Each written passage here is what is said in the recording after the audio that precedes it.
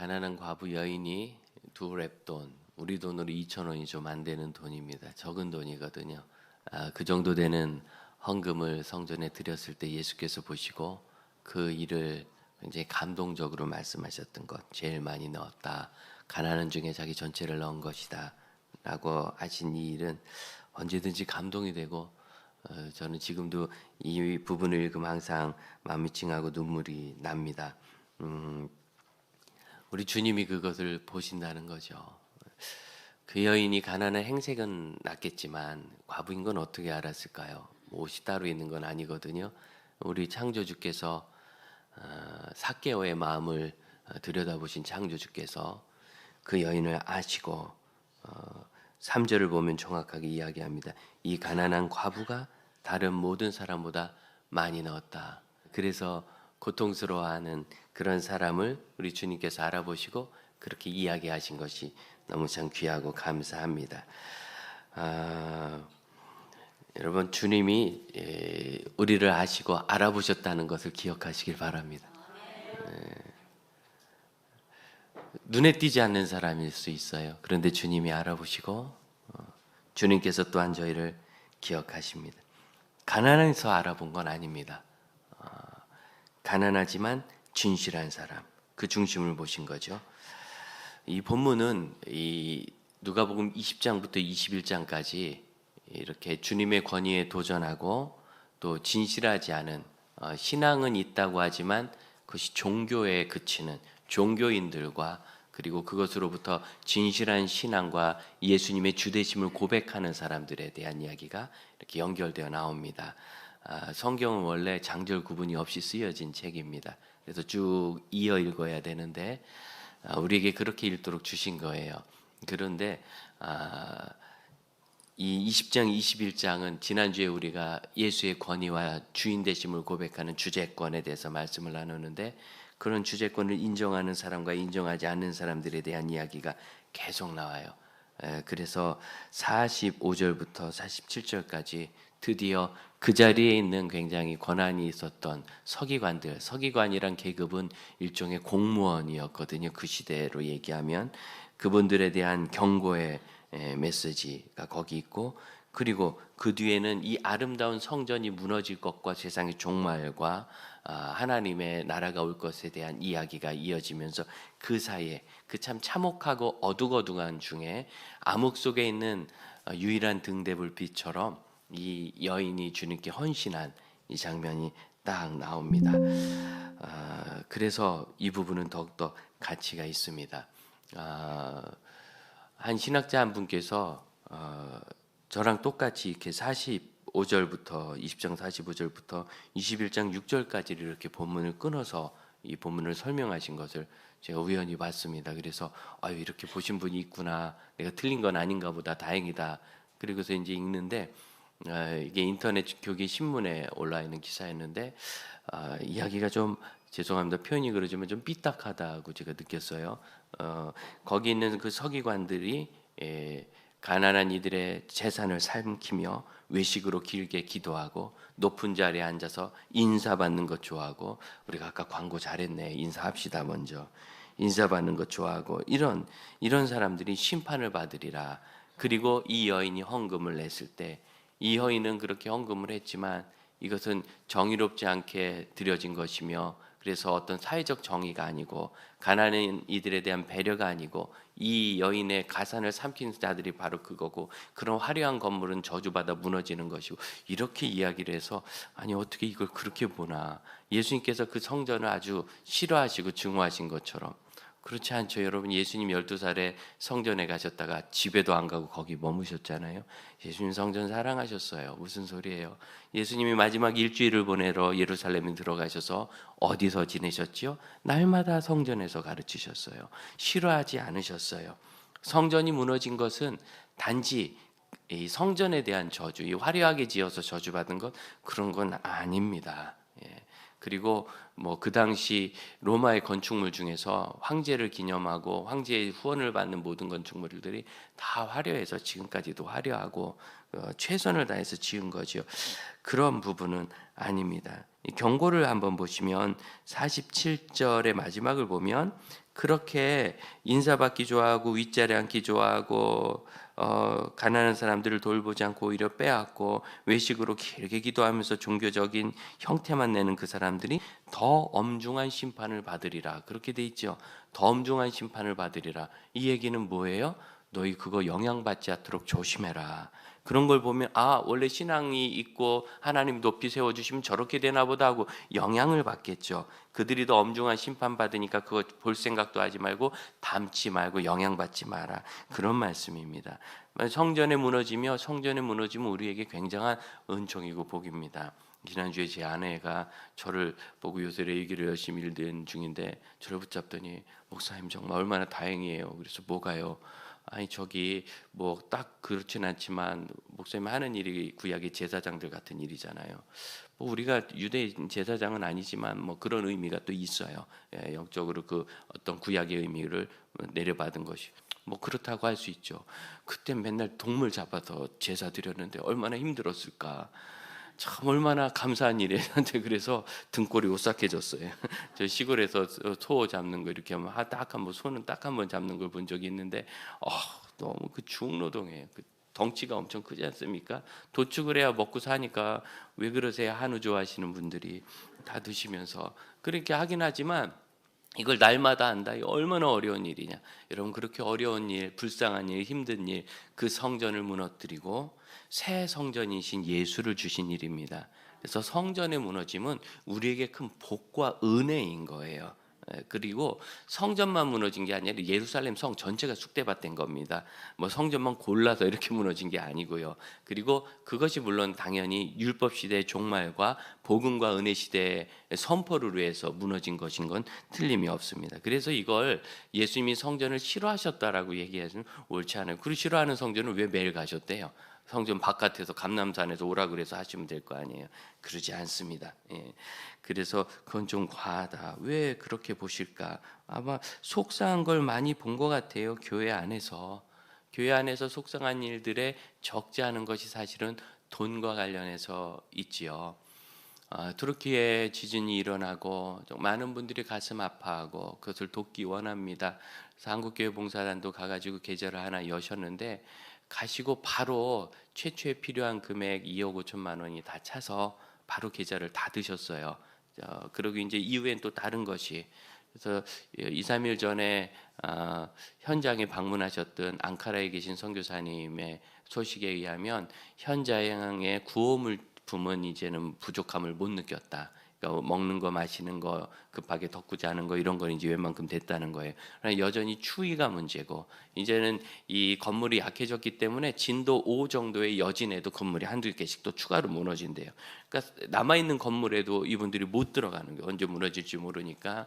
그래서 너무 지금 추운데 거기 눈, 비 섞은 것 같은 그런 비가 지금 내리는 계절이거든요.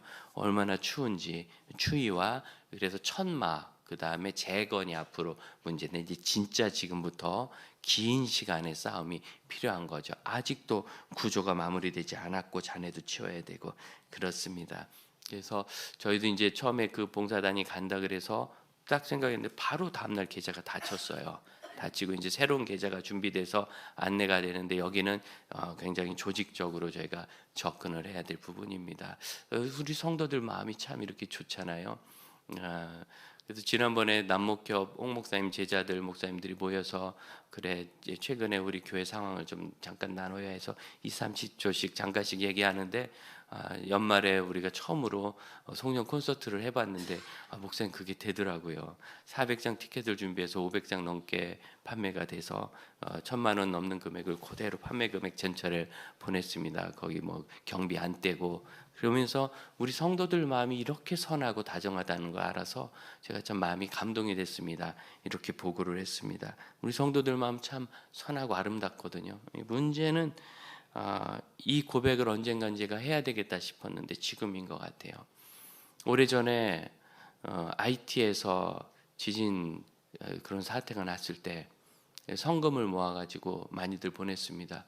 우리 교단도 대대적으로 모금해서 10억이 훨씬 넘는 돈을 모금을 해서 보냈습니다. 뒤에 나중 팀이 가보니까 그 큰 돈으로 황무지 덜렁한데 망가진 덤프트럭과 포크레인 2대 녹슬어서 굴러가지도 않는 거 있더래요. 그 돈 다 어디 갔는지. 그 일을 우리 교단의 목사, 장로, 총대들이 한 거예요. 왜 회개하지 않는지 모르겠어요. 회개할 거면 가서 조사해서 드러내서 물어낼 분들 다시 복구하고 처벌받을 분들 처벌받아야 되는데 또 그걸 못해요. 체포동의안 올라오면은 자기들 동료라고 부결시키는 국회의원들처럼 목사들이, 장로들이 서로 아니까 이 총대들이 해결을 못해요. 이 부끄러운 일입니다. 교회와 성도 앞에 제가 사죄드립니다. 저는 그때 뭐 강도사의 부목사 뭐 이렇게 풋내기라 그게 뭔지도 몰랐지만 이름 대면 다 아는 그런 목사님들, 장로님들이 끼어있는 그 구호단이 그런 일을 했어요. 바로 그겁니다. 돈이 전부인 줄 알고 돈이 사람을 타락시키는데 거기에 그냥 넘어가는 거예요. 예수님을 바로 보지 않으면 그런 문제가 생깁니다. 제일 어려운 건요, 사실은 잘 돕는 거예요. 돈 보내는 건 제일 쉬워요. 돈 보내면 되니까. 수수료 좀 떼면 다 가요. 문제는 이것을 바로 돕고 바로 보내는 겁니다. 여러분, 돈이 많고 적음이 문제가 되는 것은 사람밖에 없습니다. 그러나 하나님께서 이제는 그러한 과정의 실수와 죄 그리고 회개를 통하여 새 일을 이루실 거라 믿습니다. 쉬쉬할 게 아니라 교회와 성도들 앞에 사죄하고 고백하고 바로 해야 되는 거고요. 제가 담임 목회 10몇 년 해보면서 해마다 뭘 조금씩 바꿔나가니까 저를 놀렸어요. 홍 목사님 목회는 제자훈련 목회도 아니고 교육 목회도 아니고 토목 목회다. 그래서 뭘 자꾸 고친다고. 그래서 어떤 돈으로 하느냐. 아니 그냥 성도들의 주님께 드린 돈 깨끗하게만 관리하면 그 정도는 하게 되던데요. 그렇다고 우리 선교 못한 거 아니고 우리 선교위원 한 분이 어느 초대형 교회 선교 보고서를 어떻게 아는 사람을 통해서 봤대요. 그러고서 굉장히 놀랬대요. 뭐가 놀랐어? 목사님 우리 교회는 교회 규모에 비하면 정말 어마어마하게 하는 거예요.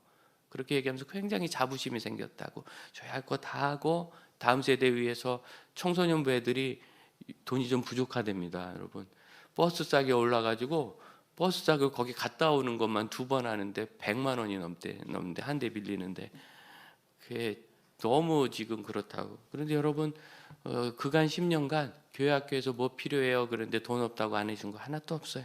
아이들 양육할 거 다 했고 또 그만큼 우리 사역자들 교사들이 성도들의 귀한 헌금이라고 알고 방만하게 쓰지 않고 굉장히 아끼고 조심했고 한 번 제가 방만하게 쓰는 이야기를 들어서 엄히 경고한 적이 있습니다. 이런 것들은 다 사회에서 하던 습관들, 내 돈 아니니까 공금 가지고 굴리던 습관들이 남아서 그렇지요. 정직하고 조심스러워야 합니다. 그분들이 높은 자리에 오른 것은 높은 자리에 앉아있어 서기관이니까 내가 찾아가지 않아도 하나님 맡기신 일인데 그런 그게 얼마나 무겁고 어렵고 무서운 일인 줄 알아야 돼요. 근데 그걸 좋아한단 말이죠. 하나도 안 좋습니다. 하나도 안 좋습니다. 왜? 거기에 무거운 책임이 따르고 조심스러우니까. 지혜가 있어 잘 써야 합니다. 우리 개인적으로도 그렇습니다. 여러분 여러 가지 은사가 있지만 이 시대에 재정과 관련된 은사야말로 큰 힘을 발휘하지 않습니까? 선교지에 가서도요. 어떤 분이 큰 재정 선교헌금 한다 그러면 그분을 통해서 일이 새롭게 일어나요. 큰 은사예요. 각 교회도 누가 어떻게 헌금을 크게 한다 그러면 그걸 통하여 새로운 일이 일어나요. 우리 교회가 처음 제가 왔던 2010년도 11년도 그때 지나면서 처음 2층 식당이요. 그 주방 여러분 지금 좁다 하는데 옛날 주방 기억하는 분들께 가서 여쭤보세요. 어땠나? 제가 뭐 저기 어디 바닷가 어촌 마을에 이렇게 한 대 있는 그런 데서 이렇게 한 딱 그런 느낌이었어요. 제 고향. 그 처음 리모델링 할 때 없는 돈에 어떤 분이 어떻게 하다가 이렇게 투자한 게 돈이 생겼는데 이건 난 굳이 지금 필요하지 않으니까 교회에서 쓰면 좋겠다고. 그래서 가져와 가지고 그게 시작돼서 한 거예요. 야, 이게 결국은 이 재정이라는 은사는 모든 사람에게 주어진 건 아니에요. 여러분 다 부자는 아니잖아요. 지금 그 은사를 잘 사용하면 큰 힘이 있는데 이게 그래서 무겁고 어려운 겁니다. 한 유명한 스포츠 스타가 이제 당신 유명해졌는데 뭐가 제일 문제입니까? 그랬더니 결혼하지 못할 것 같아서 문제입니다. 그래요. 왜요? 큰 돈도 벌었고 유명해졌는데 당신이 결혼한다 그러면 결혼하고 싶어하는 자매들이 많을 텐데 뭐 가까이서 안 살아봤으니까 멀리서만 보고 근데 그분이 그래서 문제라는 거예요.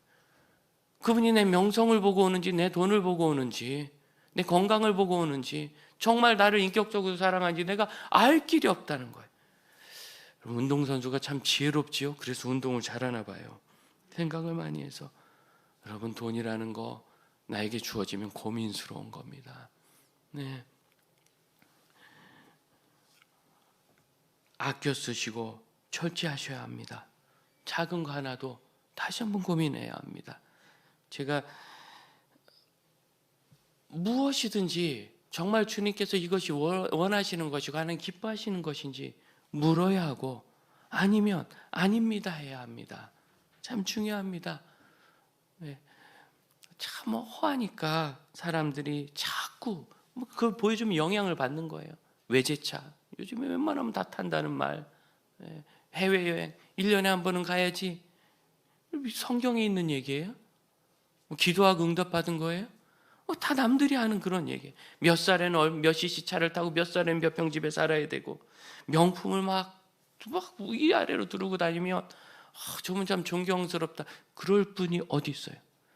신학교 다닐 때 뜻밖의 치킨을 저녁에 얻어먹은 적이 있는데, 그때 신학생들이 기숙사에서 치킨 먹으면 좋은 파티였어요. 왜 먹었느냐? 강사님 한 분이 오셨는데요. 강사님이 와서 설교를 하다가, 내가 지금은 작은 차 타고 왔지만 내 교회 가면은 우리 집에 나도 다이너스티가 있다. 저도 본 적은 있어서 다이너스티 써 있으니까 그런 거 알지. 그리고 자랑을 하고 갔어요. 그날 3,000명의 신학생들이 다 기분이 나빠졌어요. 그래서 선배 한 분 보고, 형네 교회 목사님이죠. 형 치킨 사요. 그래서 그분이 할 수 없이 벌로 치킨을 샀어요. 누구도 그분을 존경하지 않았어요. 그 자리에서. 그럼 내가 이 명품을 두면 명품이 됩니까? 이것을 과연 하나님 앞에서 써도 되고 가져도 되고 사도 되는지, 그걸 여러분 성경에 기도하고 응답받아서 하는 일인지 정말 조심하고 다시 봐야 합니다. 빈하라는 말씀이 아니면 빈하지 마십시오. 저도 여러분이 사주신 이거 잘 씁니다. 최근 몇 년간 제가 제일 많이 쓰는 전자기기인 것 같아요. 이거를 한 5, 6년 전부터 많이 쓰는데 어떤가, 굳이 필요치는 않은 것 같다. 그리고 몇 번 생각하고 말았어요. 근데 우리 후배 목사님이 잘 쓰셔서, 이 목사님이 목사님 어때요? 그랬더니 뭐 설명드려도 모를 것 같고 나는 그런데 목사님 이거 목사님 꼭 사셨으면 좋겠어요. 되게 목사님께 유용할 거예요. 그래서 그 얘기해가지고 당일 말씀드렸더니, 여러분 귀한 헌금으로 사주셔서 제가 몇 년째 잘 쓰는데 참 귀한 것 같아요. 뭐 제가 서기를 여기저기서 많이 보니까 옛날에 그게 뭐였지? 그러면 안에 다 있어서 언론을 찾아서 보여도 드릴 수 있고 종이처럼 참 귀하게 잘 씁니다. 참 고민 많이 했습니다. 빈하라는 얘기가 아닙니다. 이런 것도 못 사고 있어야 된다는 것도 아니고, 필요한 건 써도 됩니다. 그러나 정말 필요하고 적절한지 청지기의 마음이 있어야 해요. 여러분, 나는 여기 있는 서기관들처럼 그 가난한 여인의 가산을 삼키지 않았다 할지 모르지만, 주신 거라고 내 건 줄 알고 막 쓰면 그게 삼키는 거 아니에요? 다를 게 뭐 있어요? 주신 거라고 내 건 줄 알고 막 쓰면 그게 똑같은 거예요. 서기관만 그런 게 아니라. 몇 주 동안 우리 자녀들 사교육 제가 경고 메시지를 많이 드렸습니다. 왜 그러냐? 너무 많이 학원을 돌리면 아이들이 생각할 짬이 없어요. 저 애들 여자애들 둘 키웠는데 나름대로 욕심도 있고, 여자애들이니까 또 끈기도 있고 그러니까 열심히 해요. 학원 2개 보낼 때 제가 불쌍해서 못 봤어요. 야, 넌 생각은 언제 하냐? 선생님이 얘기하는 거 숙제 내주는 거 그거 하느라고 자기 생각은 아예 없어요.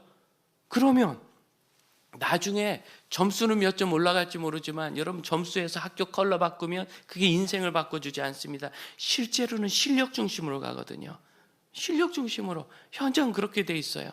저희 큰애가 유학 가느라고 영어 공부를 좀 할 때 뭐 성적 올리는 공부를 그렇게 많이 해본 건 아니라서 뭐 충분한 성적이 나오긴 했지만, 짧은 기간 안에 성적이 얼마나 잘 나왔느냐면, 그 학원에서 모델로 쓰자 그래서 책받침에 얼굴을 넣어가지고 2달에 몇 점 이걸 썼어요. 거기다가 그렇게 잘 나왔어요. 그런데 자기 학교 언니가 하나 있는데, 그 언니는 계속 성적 올리는 공부를 하니까 영어는 자기가 좀 잘하는 것 같은데 그 언니가 점수는 좀 높대요. 그러면서 좀 그래요. 그래서 제가 그럴 때 저는 잊었어요. 야, 큰일 났다. 왜요? 야, 그 언니 나중에 취직은 어떻게 하냐? 해외에서 공부하고 싶다며. 취직은 점수 갖고 하는 건 아니다. 그런데 저는 이제 그런 얘기 한 기억은 없어요. 근데 저희 아이가 그 얘기를 했대요. 그러니까 한 거는 같아요. 이번에 취직을 하는데 연락이 왔어요. 나도 그 회사 봐. 둘이 시험 봤어요. 점수 높은 그 언니 떨어지고 저희 아이는 됐어요. 점수를 높이려고 학원을 뺑뺑뺑뺑 돌리다 보니까 아이들이 생각하고 결정할 수 있는 힘이 하나도 없어요. 사회에서 나가서 이거 굉장히 중요한 부분이에요. 그래서 생각할 겨를이 없이 막 돌아다녀야 된다. 그런 과한 겁니다. 제 기준으로는 하나가 적절해요. 하나 반.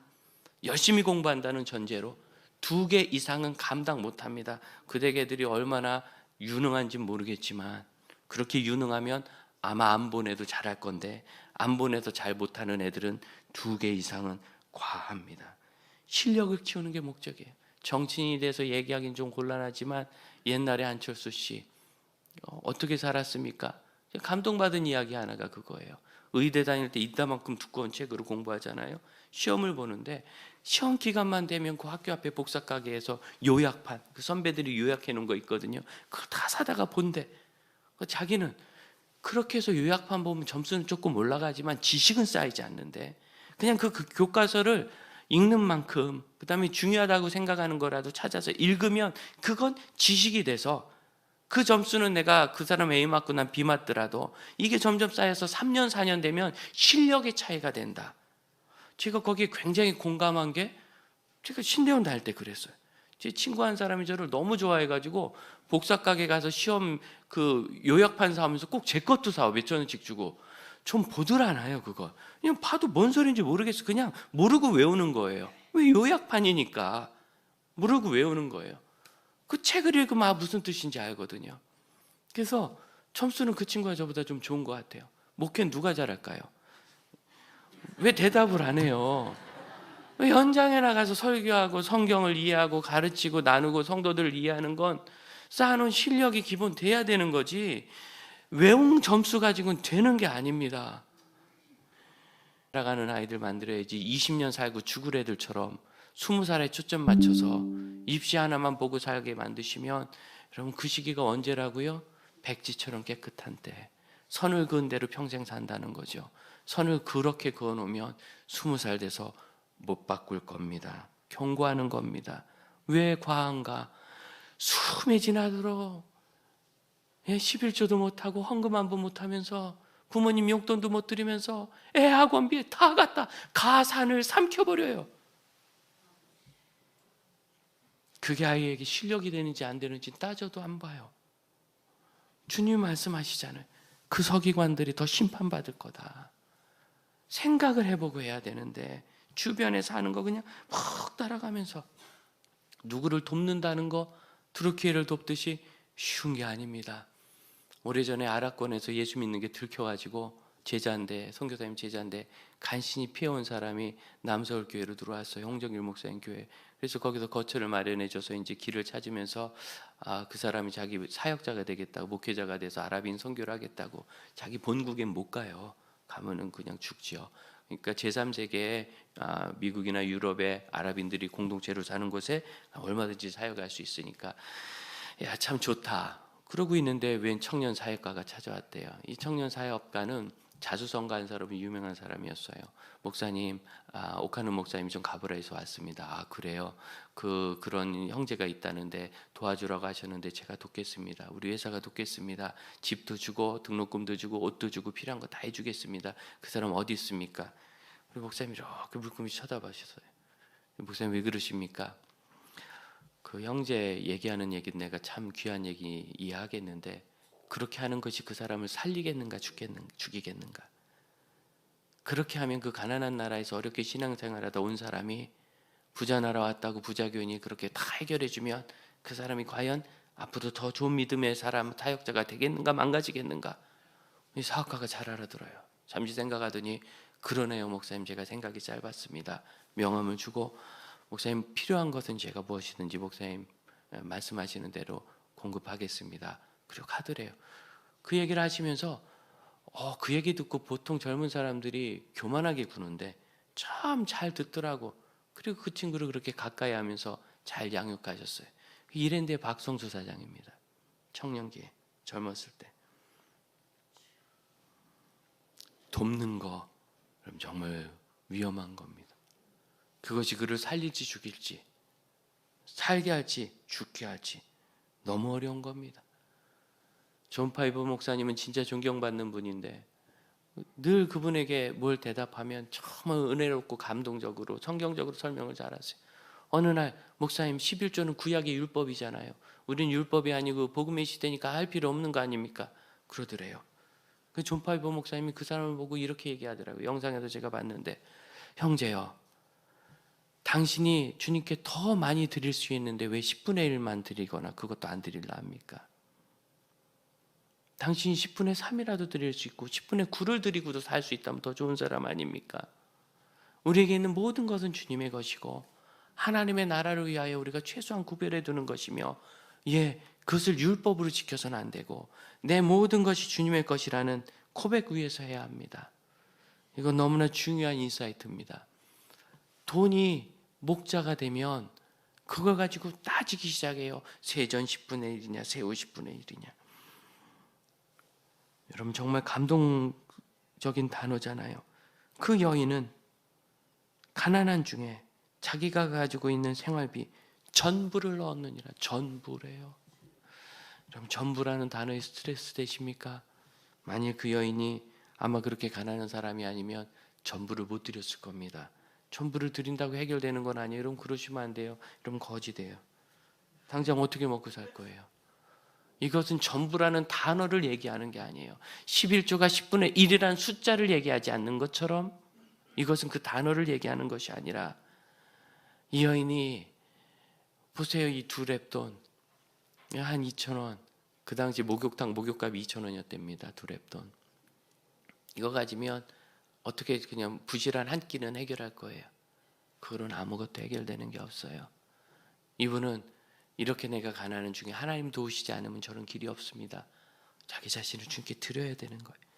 이걸 드렸다는 것은 자기 자신과 자기의 모든 것을 주님께 맡기고 주님의 인도하심을 구했다는 거예요. 여러분 이것이 승리의 원리입니다. 고린도전서 5장 7절, 우리의 유월절 양 곧 그리스도께서 희생되셨느니라. 그리스도는 유월절 양처럼 희생되셔서 전부를 드리심으로 우리 죄를 사하셨고 십자가에서 죽으실 뿐만 아니라 부활하셔서 우리의 주와 그리스도가 되시고 구대주가 되셔서 지금도 살아계신 성전으로 우리와 함께 하십니다. 그래서 그 성전은 필요 없는 것이며 살아계신 주님으로 우리와 함께 하십니다. 주님은 전부를 드림으로 이기셨습니다. 생계를 맡긴 거예요. 그러므로 그 여인이 어찌 됐는지 우리는 알 수 없지만 여러분 다 살아요. 하나님이 인도하시는 생계이기 때문입니다. 전부라는 건요, 그래요. 모든 것을 다 드린다는 형식이 아니라 언젠가는 우리가 다 드릴 거예요. 이 세상 떠날 때. 누가 주께 먼저 드려 갚으심을 받겠느냐. 이는 만물이 주에게서 나오고 주로 말미암고 주께로 돌아감이라. 로마서 11장은 그렇게 맺어요. 주에게서 나오고 주로 말미암고 주께로 돌아갈 거예요. 우리는 이 세상 떠날 때 전부를 드릴 수밖에 없어요. 아무것도 못 챙기거든요. 어디에 드리느냐 문제죠. 저와 함께 여러분 이 세상 떠날 때 그때까지 필요한 만큼 잘 쓰고 흘려보내다가 남은 것은 다 주께 드리고 갑시다. 다 주께 드리고 갑시다. 언젠가 우리에게 그럴 날이 올 겁니다. 그러나 그전 지금은 이 모든 것이 주의 것임을 진심으로 고백해야 돼요. 그래서 주로 주께로 돌아감이라 말씀한 다음에는 로마서 12장에 그러므로 내가 하나님의 모든 자비로 너희를 권하노니 너희 몸을 주 하나님께 살아있는 제물로 드리라. 이것이 너희의 영적 예배다 말씀하셨어요. 여러분 우리를 다 제물로 드린다는 거, 그게 자비라는 거 아세요? 자비. 하나님의 자비가, 그 은혜가 임하면 주께 그렇게 드리는 것이 우리에게 가능해지며, 그러면 우리의 생계와 미래를 주께 맡김으로, 우리의 생계와 미래를 주께 맡김으로 하나님의 경영하심이 되는 겁니다. 이것이 성경의 원리입니다. 그러면 이건 누구나 할 수 있으며 주님이 하시는 일을 돌아보아야 합니다. 돌아보아야 합니다. 이명박 대통령께서 우리 교단 제일 중요한 교회 장로님이셨는데 그분이 대통령 될 때 소유한 건물에 들어와 있는 윤락업소가 있었다는 얘기에 충격을 받았어요. 윤락을 하는 줄 몰랐다 그러시더라고요. 술집이었잖아요. 어떻게 우리 교단 장로가 소유한 건물에 술집을 새로 줄 수 있어요? 여러분, 용납이 됩니까? 치리해야 되는 거 아닙니까? 왜 교회가 이 일에 대해서 회개하지 않습니까? 그분이 개교의 장로입니까? 일국의 대통령이셨잖아요. 우리는 우리에게 있는 모든 것이 하나님의 것인 줄 알고 삶과 영혼의 거룩함을 이루는 일에 써야 하며, 교회가 빚이 있어서인지 성도들이 떠나서인지 결국은 매각을 하게 됐는데 돈 좀 더 준다고 이단한테 팔았다는 이 끔찍한 이야기를 곳곳에서 듣는 슬픈 시대를 우리가 살아가고 있습니다. 그렇게 가산을 삼킨 거죠. 너무 부끄러운 일입니다. 나에게 왔다고 막 써도 된다고 착각하지 마십시오. 이 경고를 서기관에게 한 걸 오해하지 마십시오. 오늘날 권력이 있고 권한이 있는 사람, 집 한 채라도 가지면 그 집에 대해서 내가 권한이 있는 거예요. 서기관처럼. 그 집의 서기관은 난 거예요. 그걸 내가 삼켜버리면 안 되는 겁니다. 그리스도를 닮아 영생에 이릅시다. 영원한 열매를 거두는 일입니다. 버림만이 소망입니다. 우리가 그리스도 안에서 바라는 것이 다만 이 세상일 뿐이면 우리는 세상에서 제일 불쌍한 사람이라, 대학이 전문가처럼 살면 세상에서 제일 불쌍한 사람이며, 큰 집이 전문가처럼 살면 세상에서 제일 불쌍한 사람이며, 다른 사람을 부려먹는 것이 전부인 건 줄 알고 부자가 되는 것이 전부인 건 줄 알면 여러분 세상에서 제일 불쌍한 사람입니다. 우리 주님이 우리를 보세요. 우리를 보세요. 내가 숨어서 하는 것도 보시고 내가 연약해 있는 것도 보세요. 연약해 있는데 주님을 위해서 끙끙거리는 걸 보시고 참 귀하다 하세요. 약한 우리를 언제든지. 그러므로 우리는 우리를 보시는 주님을 보아야 합니다. 주님은 나를 보시고 내가 볼 것은 주님이에요. 홍 목사님께서 1년에 한두 번, 두세 번 참 좋은 글을 올려주시는데 어제, 엊그제 뜬금없이 또 올리셨어요. 뜬금없이 23살에 혼자 되신 어머니의 유복녀로 태어난 딸이 희생적인 헌신으로 잘 자라고 유학까지 갔다 와서 나중엔 유명한 대학의 교수가 됐어요. 그런데 이 어머니의 소원은 이 딸이 교회 오는 거예요. 고등학교 때 교회 떠나라 생존하도록. 나를 그렇게 키워주시고 헌신해 이제 정말 마른 뼈처럼 된 어머니의 소망이라니까 이 딸이 엄마 따라 교회를 나왔습니다. 자기 옛날 다녔던 교회잖아요. 가서 이제 둘러보는데 이렇게 저렇게 바뀌었구나. 너무 실망스러운 거예요. 여성들이 모여가지고 그번 얘기를 하는데 지나가다 들으니까 남편 흉보고 시어머니 흉보는 거예요. 그때 이제 자기 주일학교 때 가르쳤던 선생님이 장로님이 돼서 와가지고 교수가 됐다 반가우면서 자기 아들 입시 얘기를 한참. 그때 그 얘기 할 건 아니죠. 회의실에서 막 시끄러운 소리가 나서 이렇게 보니까 유리창 너머로 막 다투는 게 보여요. 성도들이. 너무너무 분노했어요. 엄마 막 집에 가요. 이런 데를 뭐하러 와요? 그때 어머니가 얼굴을 굳히면서 쓴 얘기가, 난 내 일평생 교회 다니면서 예수님 한 분만 봤는데 넌 오랜만에 단 하루에 와서 참 많은 거 보는구나. 그 말에 이 교수 딸이 마음이 무너졌어요. 생각 없이 어머니 그냥 나이 드니까 의지할 데 없어서 교회 다닌다고 생각했던 게 착각인 거예요. 예수 보고 계신 거예요. 예수 보고. 예수 보고. 나를 보시는 예수님. 예. 나를 보시는 예수님. 언제든지 우리는 주님을 보아야 합니다. 언제든지. 얘기 나온 김에 박성수 회장의 친구인 방성기 목사님이 한 얘기, 어느 날 옛날인데 그 아내 여자 집사님일 때 와서 그러대, 목사님 우리 남편 박성수 집사가 제 말 안 듣는데 목사님 얘기 들으니까 한마디 좀 해주세요. 왜요? 저기요 생활비 조금만 더 주라고 해주세요. 그때 우리나라 의류 총 매출이 1억일 때, 1조 원일 때 이랜드 혼자서 4천억을 벌답니다. 생활비 조금만 더 주라고 해주세요. 우리가 주님을 바라보면 모든 것이 바뀝니다. 얼마나 많이 가졌나. 가난과 부가 하나님 사랑의 기준이 아니라 욥이 기준인 거예요. 저를 짓밟으셔도 저는 하나님 편입니다. 저를 내버리셔도 저는 주님 사랑합니다. 우상숭배하지만 물질과 세속주의 우상만큼 심각한 게 있습니까? 부모님 여러분, 사교육에 삼켜지지 마세요. 중년 여러분, 씀씀이를 조심합시다. 전 지금도 오늘도 부산 저녁에 집회하고 오는데 그 먼 길가 휴게소에서 커피 한 잔 안 사 먹어요. 저랑 같이 다니시는 분 다 드셨을 거예요. 제가 다 사드려요. 저 혼자 갈 때는 물도 싸질머지고 가고 커피소에서 따라갑니다. 노년은 내 가진 것 그래도 이만큼 남았어 하는 것에 삼켜지지 맙시다. 그리고 떠날 때 어떻게 떠날지 계획합시다. 우리 함께 찬양합니다.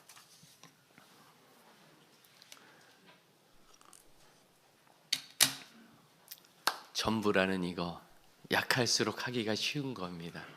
건강도 남은 게 얼마 없으니 전부 드릴 수 있고, 돈도 남은 게 없으니 전부 드릴 수 있으며, 기회도 남은 게 없으니 전부 드리지요. 연약할수록 주님 바라보기 좋습니다. 복됩니다. 가난한 마음으로 함께 찬양합시다.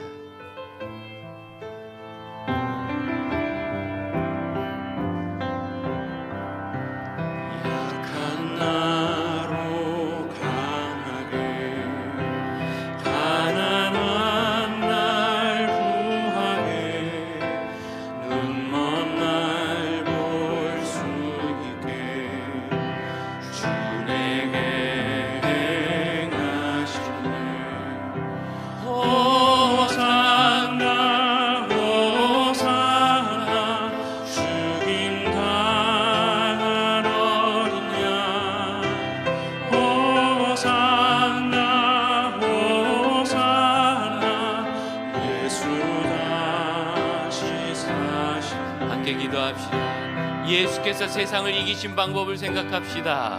예수께서 우리를 구원하신 방법을 생각합시다. 다 드림은 선택이 아니라 우리의 자유이며 하나님 아버지의 구원을 입은 자녀들의 가장 복된 삶입니다. 하나님의 모든 자비하심으로 너희에게 구원하노니 너희 몸을 하나님이 기뻐하시는 거룩한 산 제물로 드리라. 이것은 난폭이 아니라 자비입니다. 우리에게 주신 그 자비를 찬양합시다. 함께 기도하겠습니다. 오 주님, 주님께서 저희를 자비롭게 여기사 버려지고 썩어질 인생을 예수 앞에 의미 있고 사랑스러운 인생이 되게 하셨으니, 죽게 드리고 죽게 쓰임받는 것이 부끄럽지 않은 생애가 되게 하여 주옵소서. 여전히 저희는 두렵습니다. 이 작은 것도 어찌 주의 영광을 위하여 쓸지 두렵습니다. 주님만 바라볼 때 저의 마음이 생명 있게 하여 주옵소서. 저의 삶이 온전해지게 하시며 주님 나라를 보게 하여 주옵소서. 영광 주님. 자리에서 일어나 다시 한번 찬양합시다. 약한 나로 강하게 가난한 날 구하게 눈먼 날 볼 수 있게 주의 행하시네. 호산나 호산나 주님 방한 어린 양. 호산나 호산나 예수 다시 사셨네. 저에게 있는 이 모든 연약함을 주님 아시지요. 없을 땐 없어 연약하고, 있을 땐 쓰러져 연약하며, 욕심에 사로잡혀 연약하고, 외로울 땐 외로워 연약하고, 이웃이 있을 때는 하나님을 보지 못하고 이웃을 봐 연약합니다.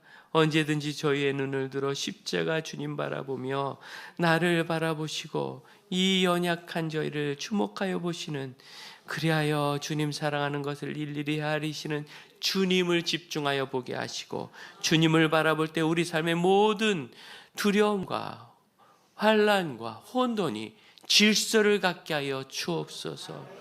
지금은 우리 주 예수 그리스도의 은혜와 하나님의 크신 사랑과 성령의 역사하심이 우리를 바라보시는 주님을 전심으로 집중하여 바라보며 한눈 팔지 않는 주의 아들 딸들에게 이제로부터 영원토록 함께 하실지어다.